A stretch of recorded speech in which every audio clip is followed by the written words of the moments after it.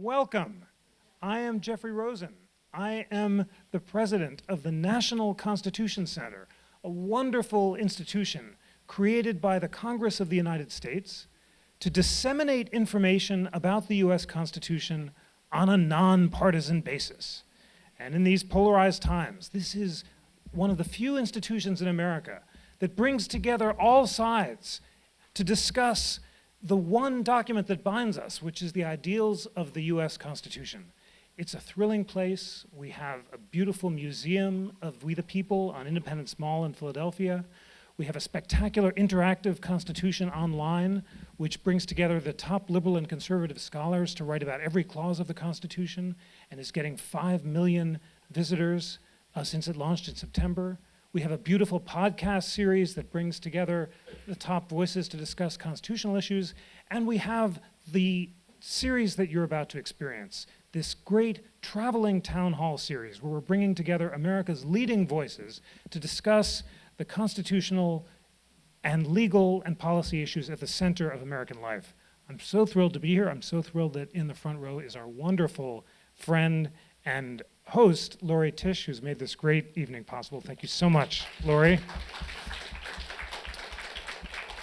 We are co-sponsoring this great program with the Aspen Institute, our great friends, and are so happy for their support. And I've just been looking forward to this for so long because, ladies and gentlemen, I'm about to be in the rather anxious but welcome position of interviewing my favorite interviewer in the United States. And I've had the incredible privilege of appearing on Diane Rehm's show over the years discussing constitutional topics.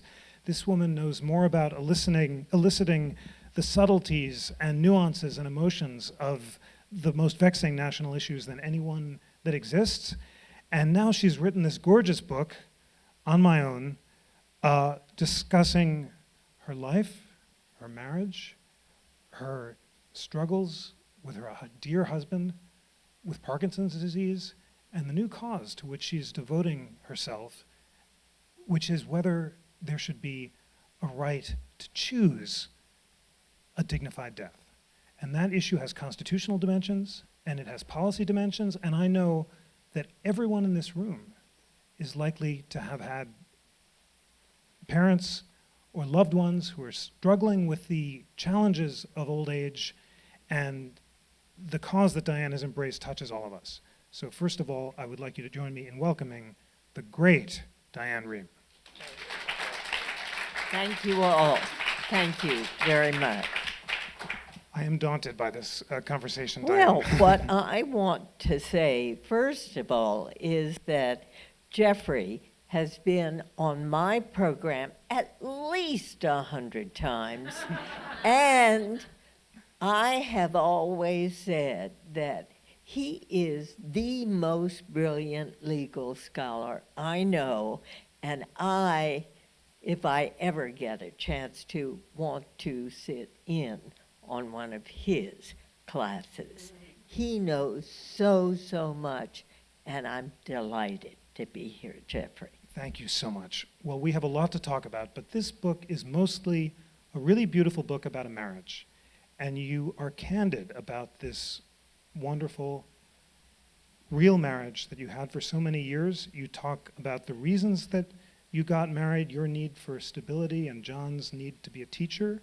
You talk about some of the challenges that you had over the years. And then you talk about how this tragic illness brought you together in unexpected ways. Tell us about how it did that.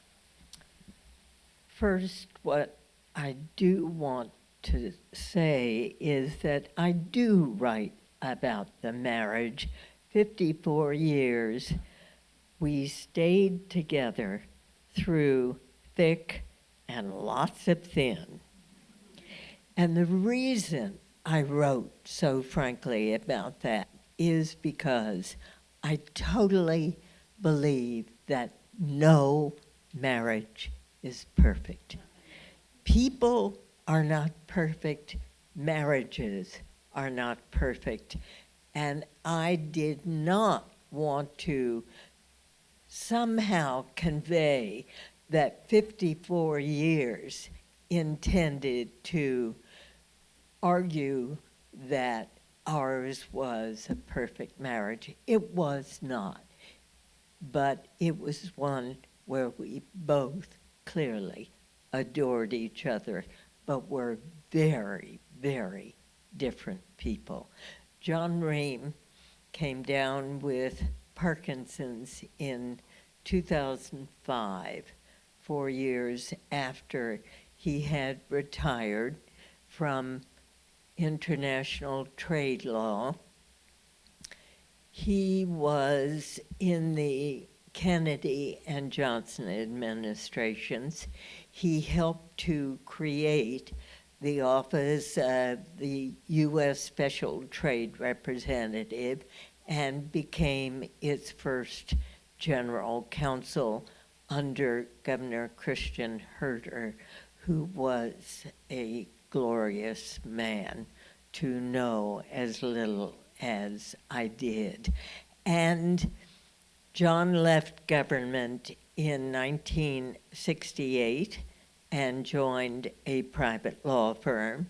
In all, he worked for 40 years as an attorney and then decided, against my better judgment, at age just 71, that he should retire. And what happened was that because I was continuing to work, he began to study.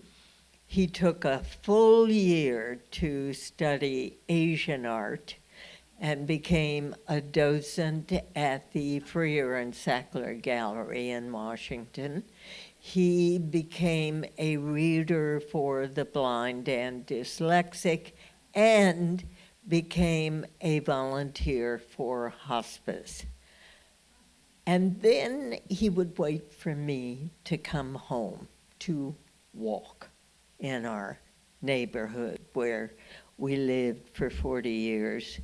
And all of a sudden, I heard a shuffle. And I had never heard that before. John Rehm was so strong. He was about 6 feet tall. He weighed 180 pounds when we met.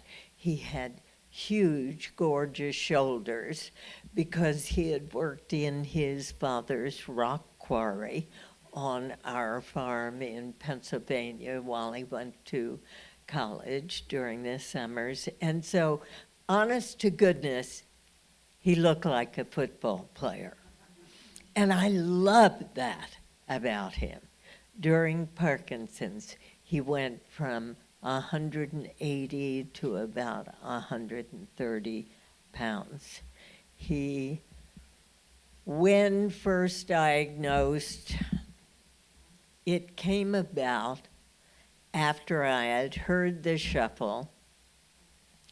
We had bought him a little bright yellow VW Bug because that's what he wanted to drive to all of his volunteer activities. He had 3 minor accidents, and the insurance company called and said, "We're canceling his insurance." And John said, "Well, we'll just find another insurance company." Sounds like a lawyer. And I said, "Not until after we have you tested." And the naval officer who tested him came back. He had had psychological tests as well. Naval officer who tested him came back and asked to speak with me first and said, "I wonder how your husband's going to feel when I say he should not be driving any longer." And I said, "I think he'll be fine."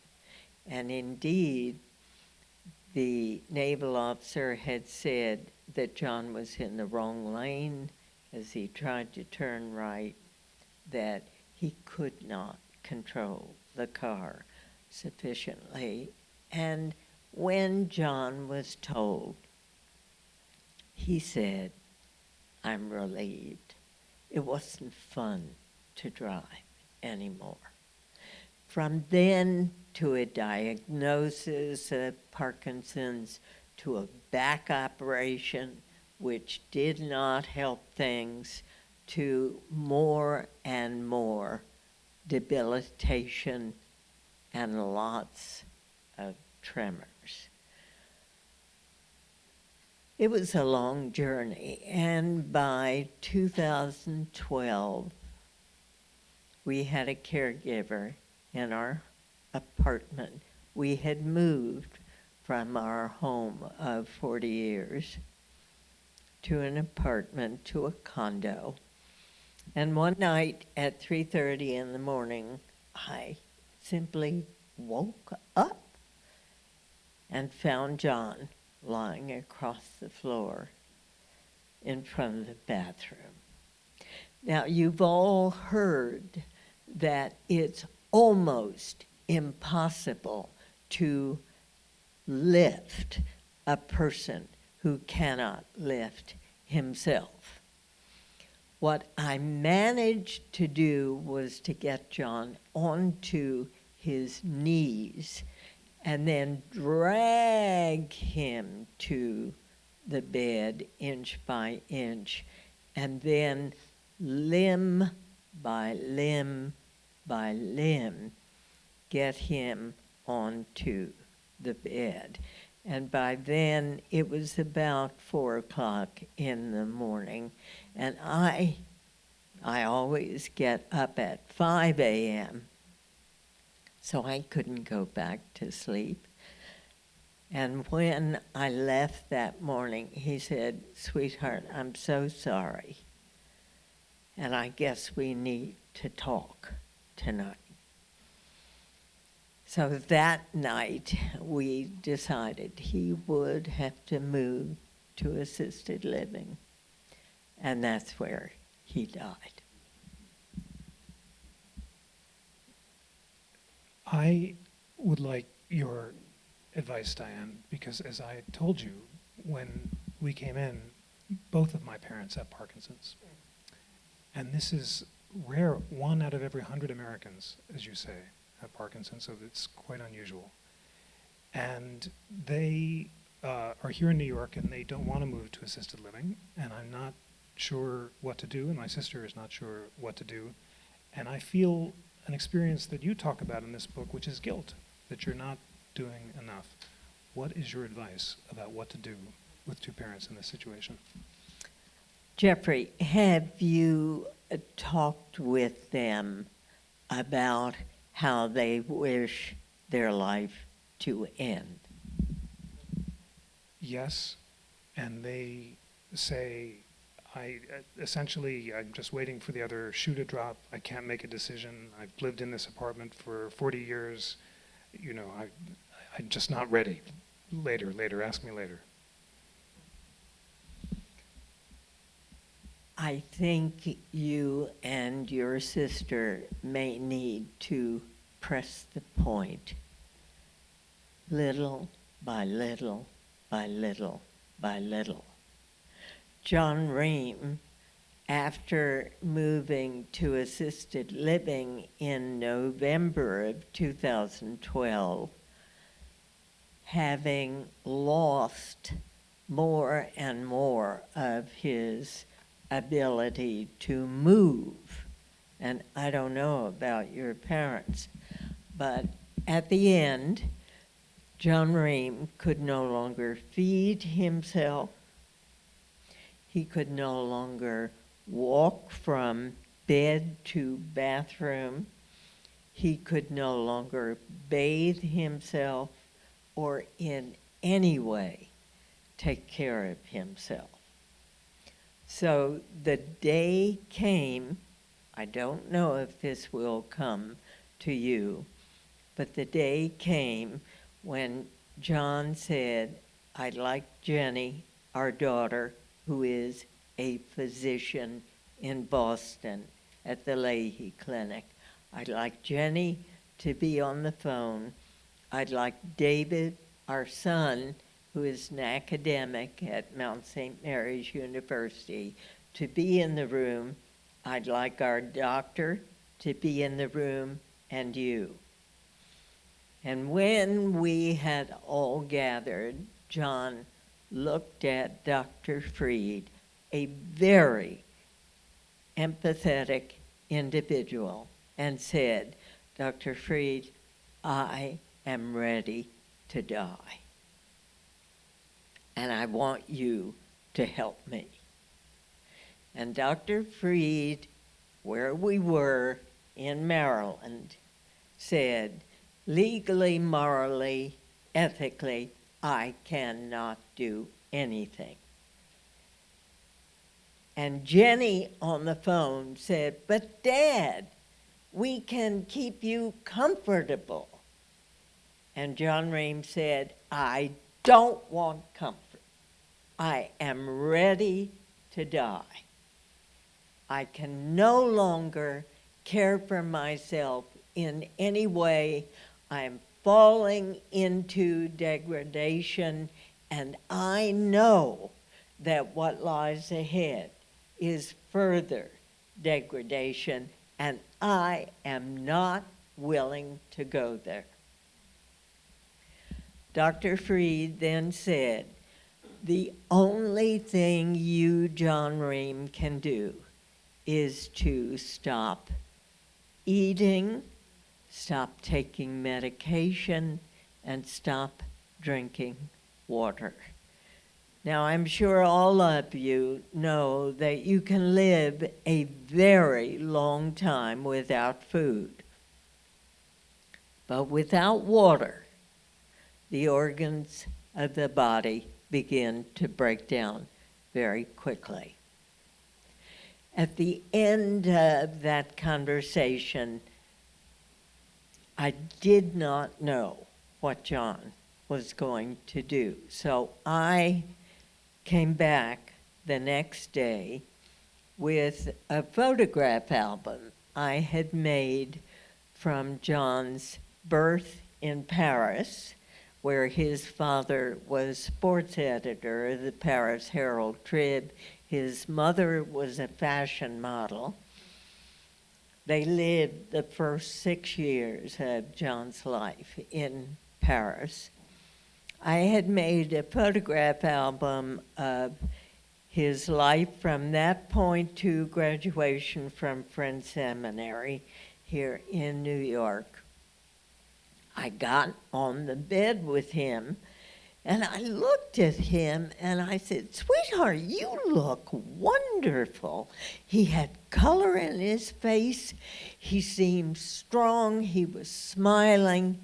He said, "I have begun the journey." He said, "I had nothing to drink. I had nothing to eat. And the nurses were instructed not to bring me any medication." So I said to him, "Are you sure that this is what you want?" And he said, "I am absolutely sure." Now, for the next 2.5 days, he was fine. And then he drifted off into sleep. Dr. Freed promised him he would experience no pain. But it took 10 long days for him to die. And I was enraged. 6 states, I think you say in your book, have versions of a right to die on the book, including Oregon, which was the first pioneering state. Right. Had you both been in Oregon, how would things have been different? What would the procedure be? How could he have chosen to die with dignity? And how would this long wait have been avoided? If we had had the wherewithal, and by that I mean if he had had the strength even to get onto an airplane, to go to Oregon, he would have had to establish residence. And then 2 doctors would have had to have made the decision, as had already been made by Dr. Freed, that John was within 6 months of dying. Then John would have waited it out to establish residency. A psychiatrist would have had to examine him to ensure that he was of sound mind, which he totally was.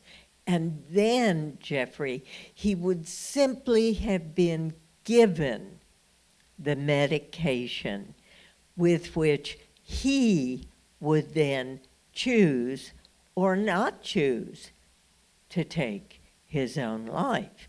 You will be interested to learn that only 2/3 of those who've been given that medication have actually used it.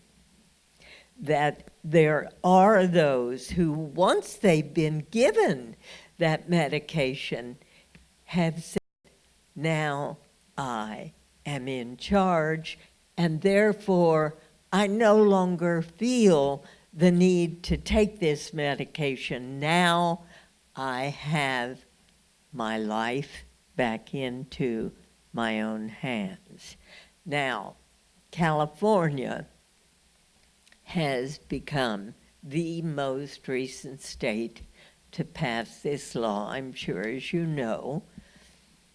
And again, using Oregon as their model, and with the California Medical Association saying, we will stand aside. We will not maintain further objection to passage of this law. The California legislature, I think on the 2nd or 3rd pass, finally voted it in. And in Governor Jerry Brown's signing statement, I was so moved by this. Remember, he is a Jesuit. He said, final paragraph, and I'm paraphrasing, he said, I do not know now what I would do when the time comes.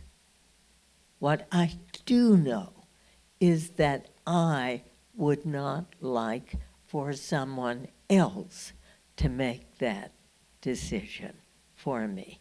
So what I am arguing in the book, Jeffrey, is that if you believe that God is the only deciding factor in your life, and you wish for God to make that choice, to say, when you will go, I support you 100%. If you say, I want all chemotherapy, all radiation, all palliative treatment, I support you 100%. And if you say, I wish to exercise my right to die, I support you. Thank you. And that is my message. As perhaps many of you know, NPR kind of put the lid on me after the Washington Post called me an advocate for the right to die, which frankly, I am totally. But I am an advocate for the right to choose. And for me, that feels very, very comfortable.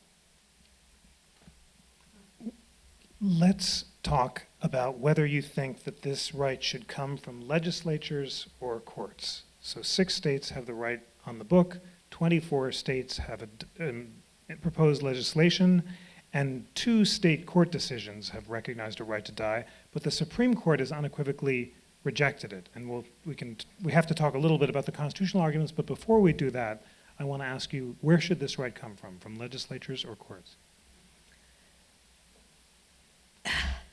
You knew I would ask a law professor's question. Of course. But it's Of important, course. but it's an important It's question. very important, Jeffrey. Here's what I think. I think the right to choose to die is equally as important as the right to choose an abortion. Mhm.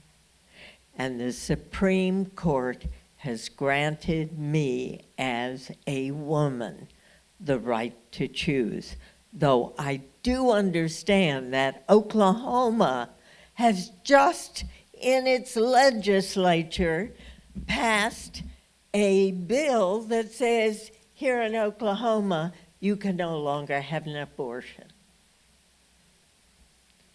going against what the Supreme Court has ruled. So my concern is that legislators are bound by their personal beliefs and those of their constituents. Why should I be bound by the decision of a legislator whose rights I respect if he or she happens to be a Roman Catholic and says it's a sin? And on that basis is going to vote against my right to choose. That's how I create my argument. Good. So I heard an agreed. Okay. Thank you. Now, in the good national constitution spirit, I can present the argument on the other side, which the Supreme Court embraced.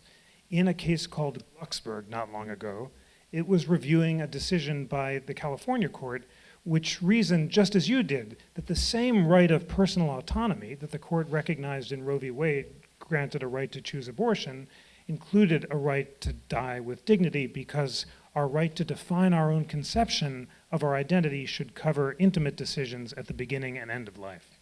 And the Supreme Court unanimously rejected that argument because it said it's so abstract and so sweeping that it might lead to the slippery slope. And it cited the case of Netherlands, which has a very broad right to die, but where voluntary euthanasia, people choosing to get assisted suicide, has led in the eyes of some to involuntary euthanasia, where because of lack of adequate safeguards, doctors are choosing to help incompetent patients die against their will. So that was what the Supreme Court basically said, we're afraid that Roe v. Wade was too broad, we don't want to make that mistake again, and therefore a right has to be deeply rooted in tradition. Lots of states have to recognize it before we're going to grant it, and that is not the case here.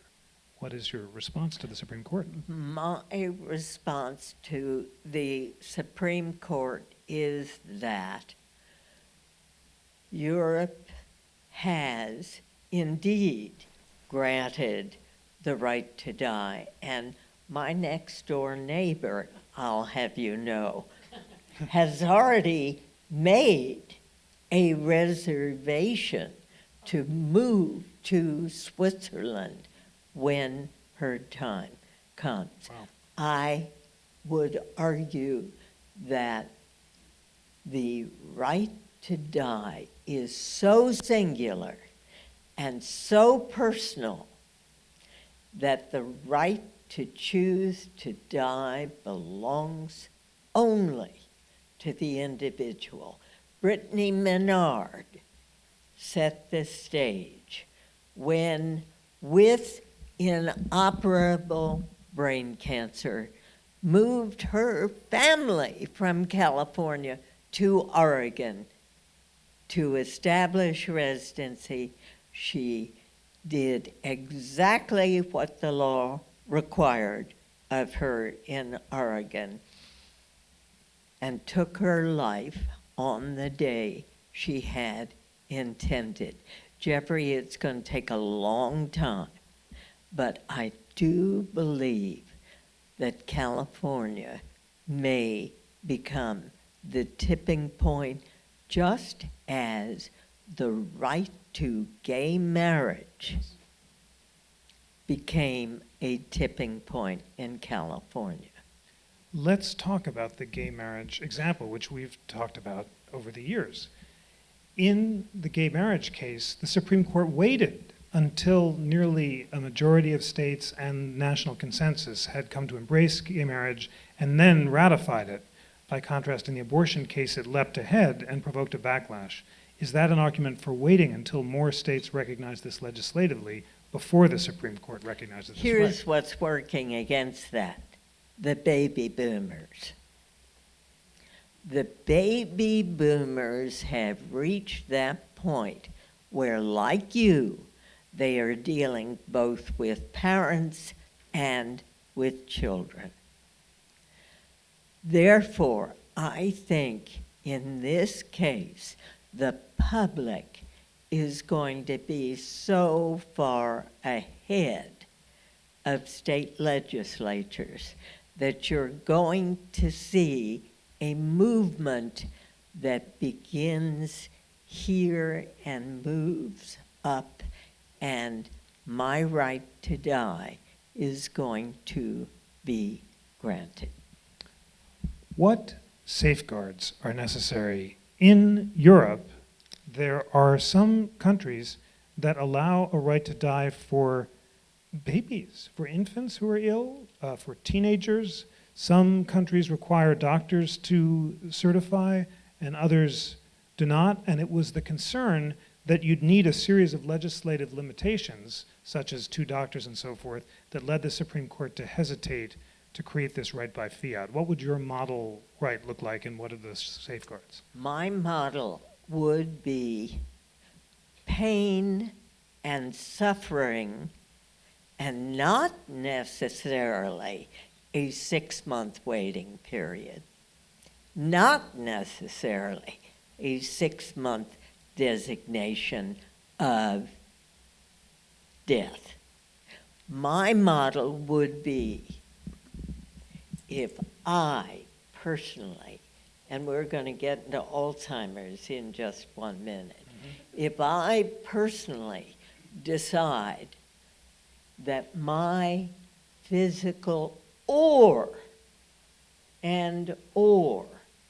emotional pain is so great that I choose to die, and I am not in any way coerced, and that must be very clear, I should have the right to die.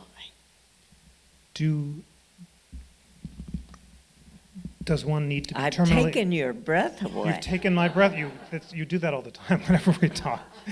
But this time you have, because of the stakes of what we're talking about. And my question is, does one have to be terminally ill to exercise this right? No. No, not in my book. But I don't write the laws. But when my time comes, for example, if, and I've told my children this, if I have a stroke or a heart attack in my own apartment, I will not call 911. I do not want to end my life intubated in a hospital bed, surrounded by people I do not know. I want to stay in my own bed. What if I were a paraplegic, tragically, and was in terrible pain and became very depressed, but was not terminally ill? Should I be able to exercise this right? If you are in that condition and you feel you have tried everything to help yourself. If your doctor has given you antidepressants, if you have taken every medication to relieve your pain, why, who am I to say you ought to keep suffering? Who am I, a state legislator, to say you must live? Goodness gracious. Now, let's talk about Alzheimer's. There was an article in the New York Times magazine last year, which you may have seen, whereupon a wife who had a mother who had died with Alzheimer's and an aunt who had died with Alzheimer's, she knew she had inherited the Alzheimer's gene. She had that confirmed. She began to suffer not only simple memory losses. I mean, we're all thinking every time we lose our keys, oh my God, what's happening? No, I mean serious memory losses. I'm sure you've all seen the film Still Alice. She and her husband, while she was still engaged and still had her memory and still was able to function, she and her husband decided when she would end her life, because she did not want to move into degradation. Same words John used. They had planned that she would end her life 3 months hence, and 1 month into it, she said, no, I'm not going to wait that long, and took her own life. It does seem to me that life is preciously defined as worth living by each of us. No one can define for you, Jeffrey, whether you are going to say, or your parents are going to say, I'm ready. Nobody can do that. It's up to your parents to say, if you can get them to talk honestly about what's happening. And as they move into a stage of difficulty and perhaps incapability, that's when they may begin thinking about whether life is worthwhile. And for John Rehm, such a proud and vital man, he said, the end is here. My parents are not terminally ill, and they're not at the moment in great pain. Are we sure that they should have that right? Tell me why they shouldn't, if, in fact, say, your father has to help your mother go to the bathroom. Is she going to be okay with that? Is she going to be okay if he has to bathe her? Is he going to have the strength to, say, lift her out of the bathtub?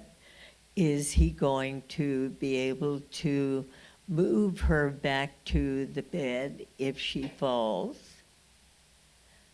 Should she not be able to say, you know, I've had a good life, I'm done? What if she were incompetent? How could we ensure that her wishes were being served? What if she was That's like why John? you have to talk now, while she is still competent. It's not something you wait for and finally realize it's too late. It is her wish that should be attended to. Are there any circumstances in which you think that someone who freely wants to choose this shouldn't be able to? A depressed person, able-bodied, who just doesn't want to carry on anymore and wants to end his life. Would No, that be? I just think pain and suffering cannot be measured by another human being.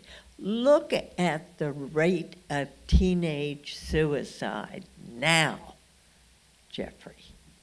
Look at the hideous pain that is brought to families because young people are suffering so much.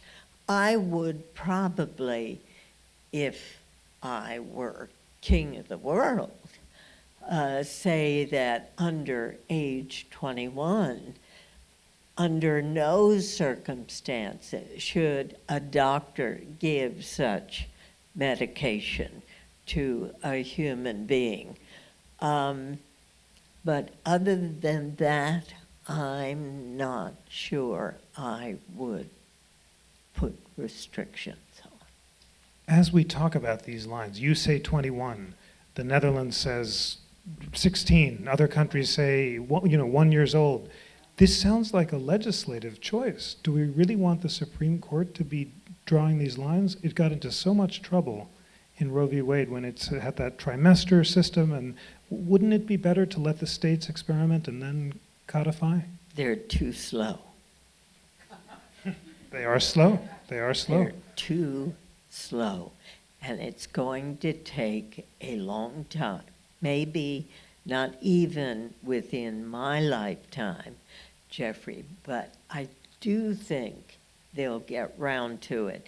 As I say, I think that it was breathtaking how quickly state legislatures did move to codify gay right marriage. 20 years between 1986 and, yeah. This is going to move more quickly. You know, this is no longer a hypothetical conversation, because if Merrick Garland were confirmed to the Supreme Court, a version of the right you're talking about would not be implausible.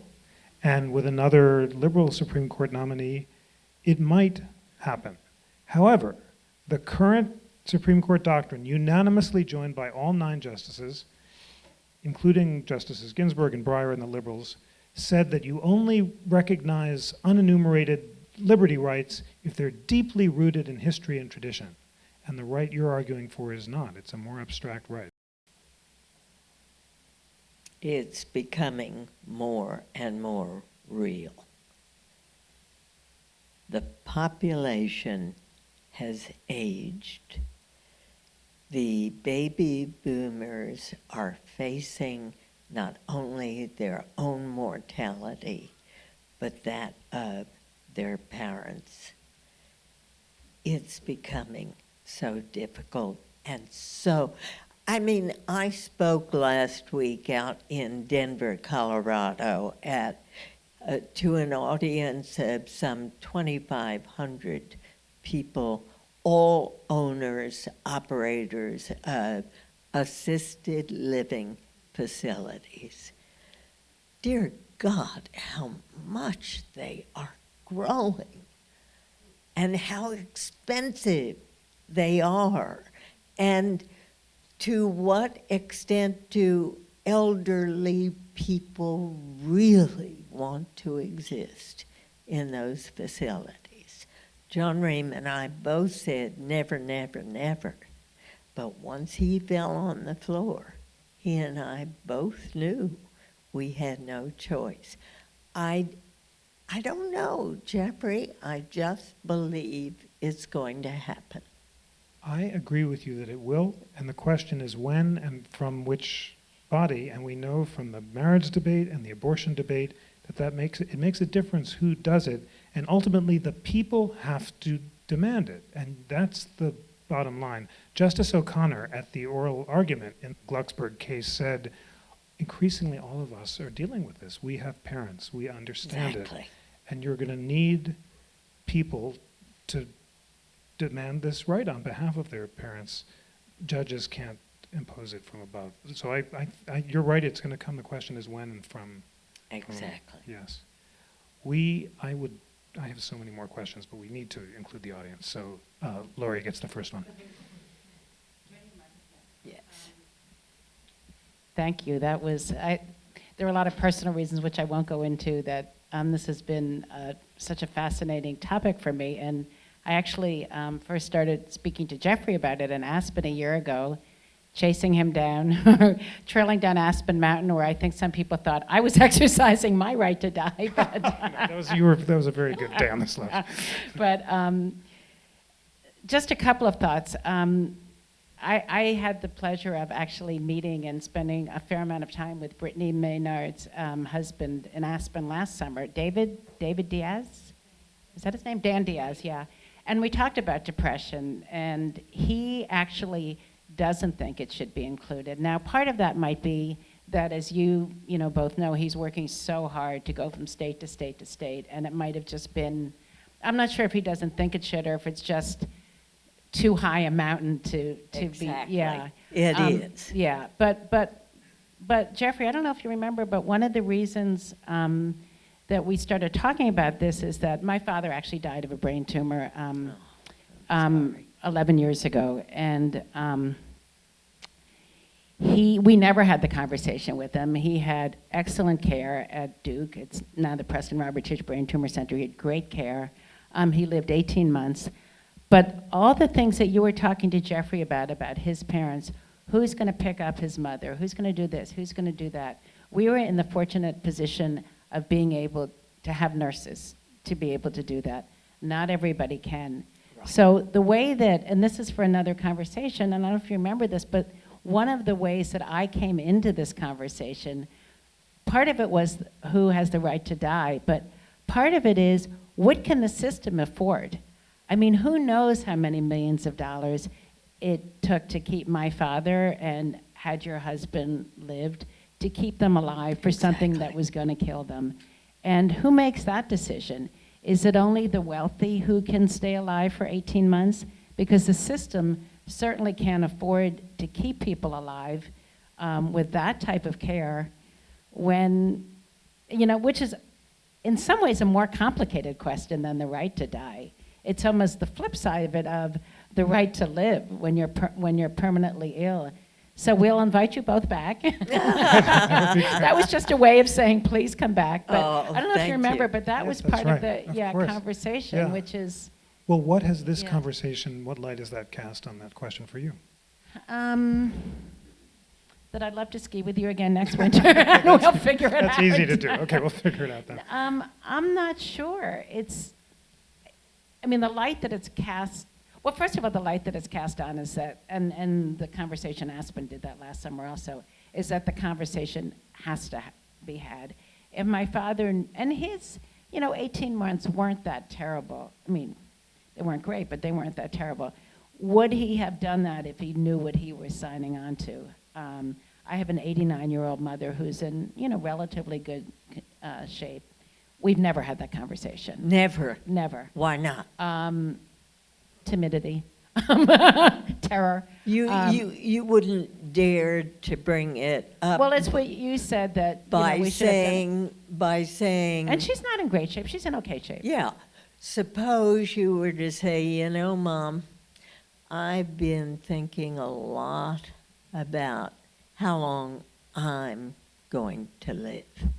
And I've been thinking about what I would want at the end of my life.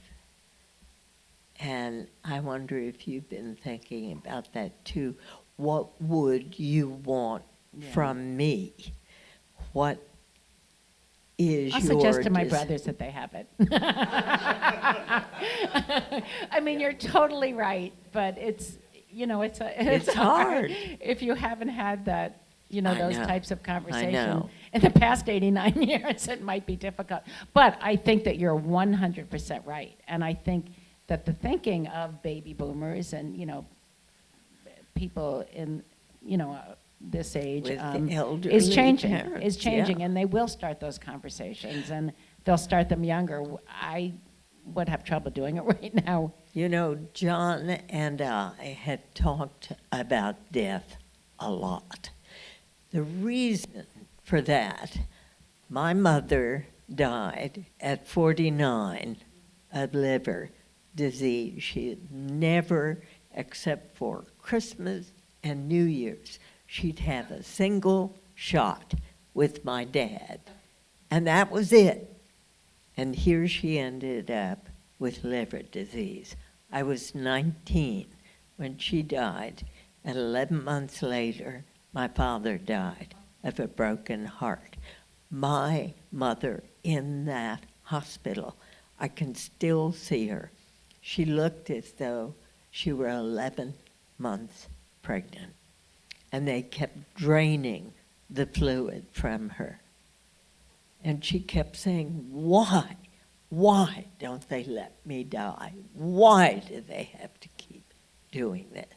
Then John's father, at 72, after 2 world wars, buying a farm in Pennsylvania, relishing his life, came down with diabetes, which led to diabetic retinopathy. So he could no longer live on the farm by himself. He took his own life at 72.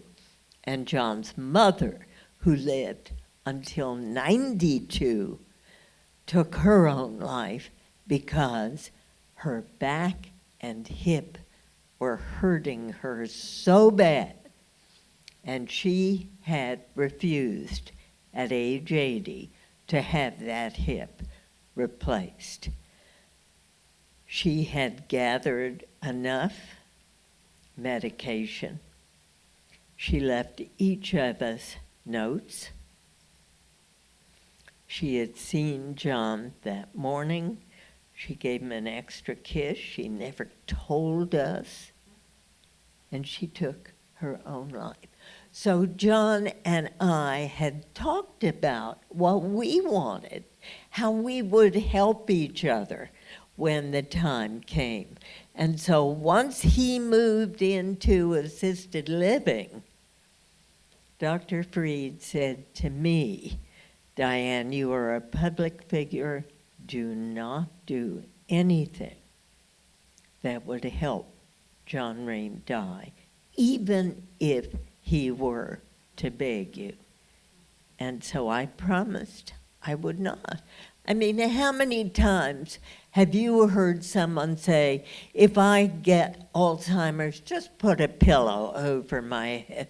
How many of us would have the courage to do that? Not I, not I, not I. And yet, there are people who are begging for it, who, because of our laws and because they would be charged with homicide of some sort, would never do it.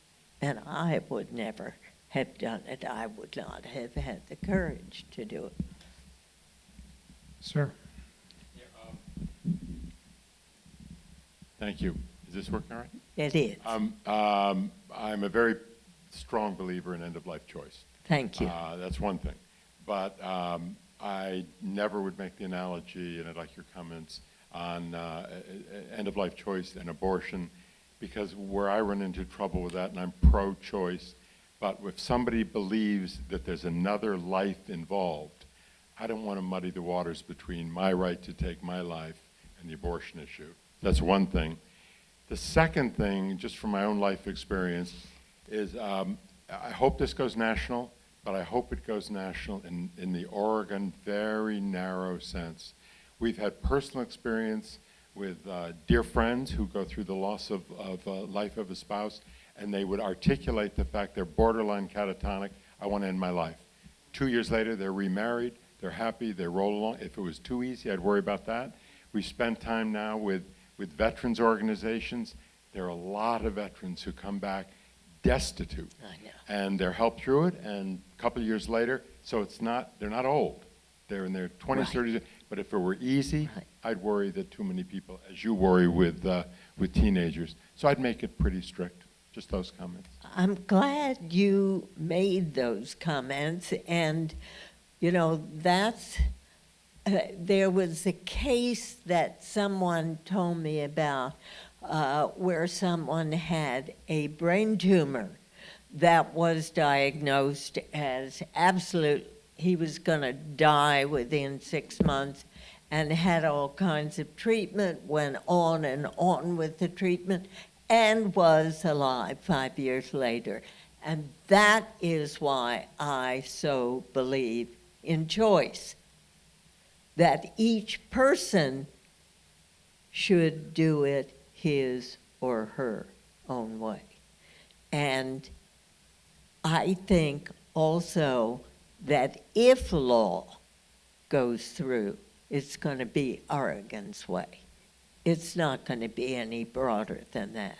If I had my own way, it would be different, but it's going to be Oregon's way. We have time for one more question. Yes, ma'am. There are so many I more. know. Well, you're the boss, so, but I think Okay. you can, Yeah. yeah. Thank you, ma'am, for coming to speak with us. Throughout the discussion, you've outlined limitations and requirements for those that want to end their life, such as seeing 2 different doctors, trying antidepressants first, trying all possible therapies.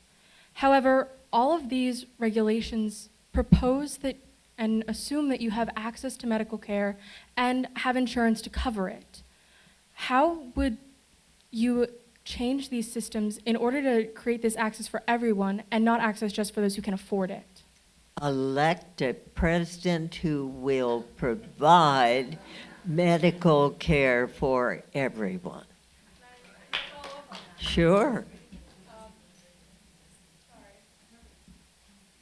How would you then consider the rights of doctors to refuse this care, and if there was a decision on the part of the medical community to refuse care such as this? I would find another doctor as quickly as I could. I truly would. I mean, I am assuming by virtue of saying it's my choice that I have developed a relationship with a doctor I trust and who trusts me. And that's not easy to come by these days. And you're so, so right that not everyone can afford the kind of care they absolutely need. This country has got to do something about access to medical care for everyone. Elect the right president. Don't ask me who that is. I won't answer. That's a good nonpartisan spirit to end this National Constitution Center conversation. Ladies and gentlemen, this great woman has done so much to illuminate every topic that she's touched. And whenever she takes a book or an author or a national issue, she just delves into it and illuminates it in this nuanced way. And I'm so grateful to you, Diane, for taking on this great issue and for helping to teach Americans about something that is affecting all of our lives. Oh, Thank you Jeffrey. so much. Thank you. Thank you, Jeff.